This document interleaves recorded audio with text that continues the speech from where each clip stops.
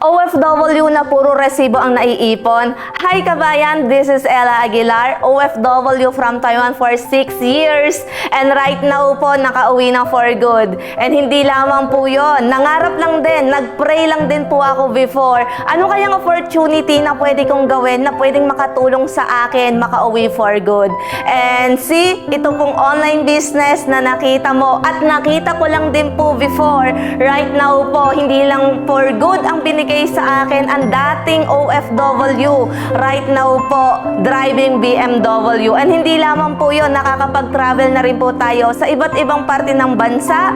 Nakapunta na po sa Thailand, Vietnam, Cambodia, Korea, Hong Kong, na hindi ko naman in-expect na kaya palang gawin ng isang OFW yon.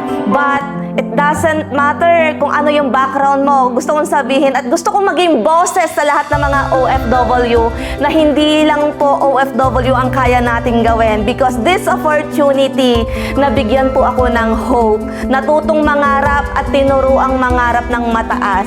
At dito ko po nakita yung value ko na OFW, hindi lang tayo ATM na nagpapadala sa pamilya natin.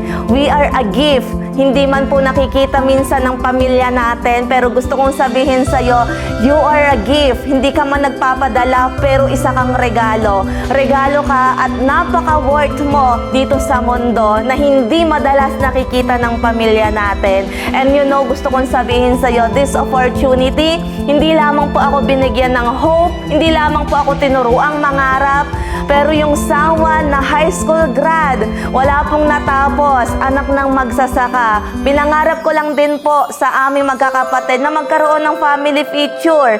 Pero dahil po sa opportunity na to, nagkaroon po ng family picture. Kung titignan is small thing, pero para sa akin, child dream na magkaroon ng ganitong klaseng picture na natupad po. And I don't know kung ano ba yung dahilan mo, bakit ka ba nagtrabaho sa abroad, nagsumikap na malayo sa anak mo, sa pamilya mo. Pero isa lang po ang sigurado ako, ginawa mo yan dahil gusto mo ding makatulong sa pamilya mo. But listen to me, I know may pangarap ka din sa sarili mo at gisingin mong muli yung pangarap mo na yan, because I am someone like you. Nakalimutan ko po na may pangarap din pala ako sa sarili ko, na puro ako padala, bigay sa pamilya, 911, one call away. Pero gusto kong sabihin po sa lahat ng makakapanood nito, may purpose kung bakit mo to napanood. And that purpose to lead you sa right path, sa right opportunity na pwede ding makapagpatuldok sa pagiging OFW mo. And I am glad